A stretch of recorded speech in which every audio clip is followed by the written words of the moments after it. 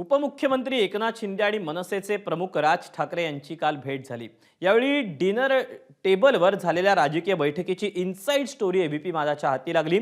स्नेहभोजनाच्या निमित्तानं सदिच्छा भेट होती असं एकनाथ शिंदे म्हणत असले तरी शिवतीर्थावर महापालिका निवडणुकांबाबत खलबत झाल्याचं कळते। त्यामुळे आगामी काळात राज ठाकरेंचं इंजिन ट्रिपल इंजिन सरकारला जोडलं जाणार असल्याचं बोललं जात आहे। याचा आढावा घेणारा हा स्पेशल रिपोर्ट पाहूया।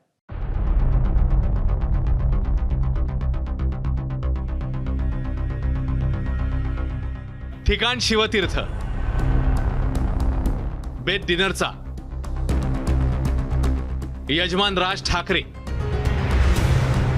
आणि पाहुणे एकनाथ शिंदे।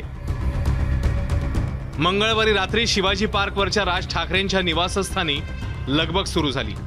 मीडियाचे कॅमेरे शिवतीर्थावर आधीपासूनच नजरा रोखून होते, कारण विधानसभा निवडणुकीत माहीमवरून ज्यांच्याशी बिनसलं होतं ते एकनाथ शिंदे राज ठाकरेंना भेटण्यासाठी येणार होते। स्नेहभोजन आणि गप्पा रात्री उशिरापर्यंत रंगल्या।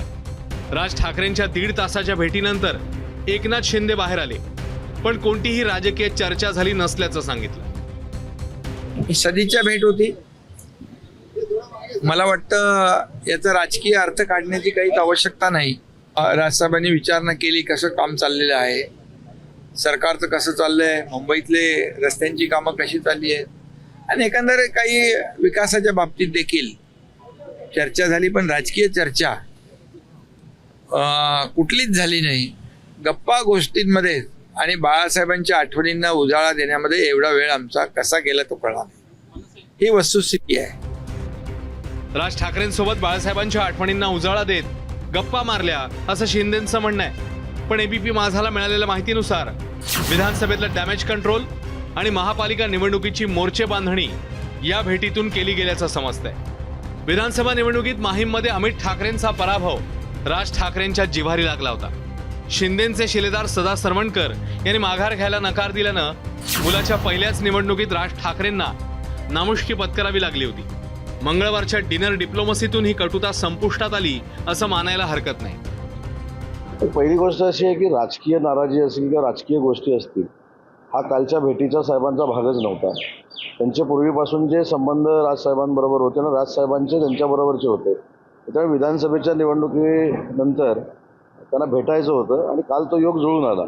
कुठेही राजकीय चर्चा झाली नाही। वितुष्ट आलं असं म्हणता येणार नाही। मला असं वाटतं त्यावेळेला एक कम्युनिकेशन गॅप राहिली। म्हणजे सुरुवातीपासून ज्या चर्चा व्हायला पाहिजे होत्या युतीच्या संदर्भात किंवा जागा वाटपाच्या संदर्भात, त्या सुरुवातीपासून न झाल्यामुळे एकतर भारतीय जनता पक्ष आणि शिवसेना ह्यांचाच आपापसात जागा वाटपाचा खूप दिवस तो प्रसंग चालला। त्यामुळे आम्हाला चर्चेला त्या याच्यात वेळ नाही मिळाला आणि मग ती शेवटच्या मोमेंटला चर्चा झाली, मग त्याच्यावर तोडगा नाही निघाला, अशा अनेक गोष्टी झाल्या। राज ठाकरे आणि भाजपमध्ये आधीपासूनच चांगलं ट्युनिंग आहे। देवेंद्र फडणवीस यांच्यासह भाजपचे नेते शिवतीर्थावर पायधूळ झाडतच असतात।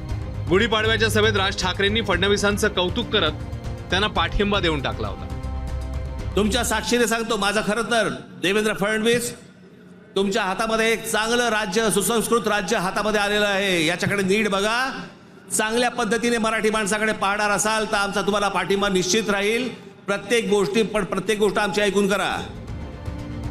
राज ठाकरेंनी हा पाठिंबा केवळ मुख्यमंत्री फडणवीसांना दिला की महायुती सरकारला, हे स्पष्ट केलं नव्हतं। पण महायुतीतला एक पक्ष राज ठाकरेंशी चांगले संबंध ठेवून असताना त्याच विचारसरणीच्या दुसऱ्या पक्षाचं मात्र राज ठाकरे यांच्याशी बिनसल्याचं चित्र होतं। एकनाथ शिंदेंच्या भेटीमुळे कटुता संपून नवा राजकीय अध्याय सुरू होण्याची शक्यता आहे। आगामी महापालिका निवडणुकांच्या दृष्टीने ही भेट महत्वाची आहे। राज ठाकरेंना महायुतीत घेणं मुंबईत भाजप आणि शिंदे दोघांच्याही फायद्याचं आहे। राज ठाकरेंना सोबत घेऊन उद्धव ठाकरेंची कोंडी करण्याचा डाव असू शकतो। मुंबईत उद्धव ठाकरेंची शिवसेना आणि राज ठाकरेंची मनसे या दोघांची वोट बँक एकच आहे। राज ठाकरे महायुती सोबत गेल्यास उद्धव ठाकरेंच्या वोट बँकेला धक्का देणं आणि ठाकरेंच्या मुंबईतल्या अस्तित्वावर घाव घालणं सोपं होऊ शकतं। मुंबई महापालिकेत उद्धव ठाकरेंना शह द्यायचा असेल तर शिंदेंना राज ठाकरेंची सोबत गरजेची आहे। बघा, अमित शहा त्यांच्या पक्षाचे प्रमुख आहेत। अमित शहा हे एकनाथ शिंदे यांचे पक्षप्रमुख आहेत।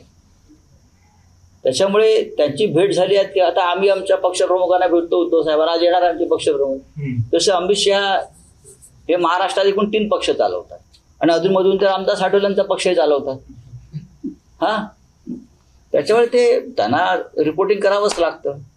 आता राज ठाकरे यांच्या पक्षाविषयी मी काय फार सांगू शकत नाही, पण त्यांचा पक्ष सुद्धा त्यांचा मित्र पक्षच आहे आणि त्यांची ध्येय धोरणं काय असावी ते सुद्धा दिल्लीतूनच ठरतं.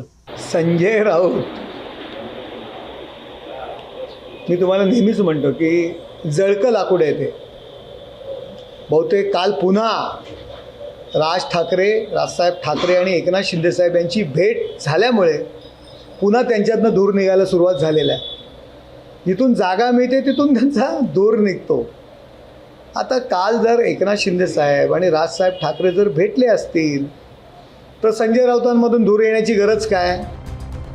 एकेकाळी बाळासाहेब ठाकरेंच्या नेतृत्वात एकाच पक्षाच्या झेंड्याखाली असलेले राज ठाकरे आणि एकनाथ शिंदे हे 2 शिलेदार, हे दोघे एकत्र येऊन उद्धव ठाकरेंकडून मुंबई हिसकावून घेणार का, की उद्धव ठाकरे दोघांनाही वरचढ ठरून आपणच खरे बाळासाहेबांचे राजकीय वारसदार आहोत हे दाखवून देणार, हे पाहण्यासाठी मुंबई महापालिकेच्या निवडणुकीची वाट पाहावी लागणार आहे. ब्युरो रिपोर्ट, एबीपी माझा. एबीपी माझा, उघडा डोळे बघा नीट.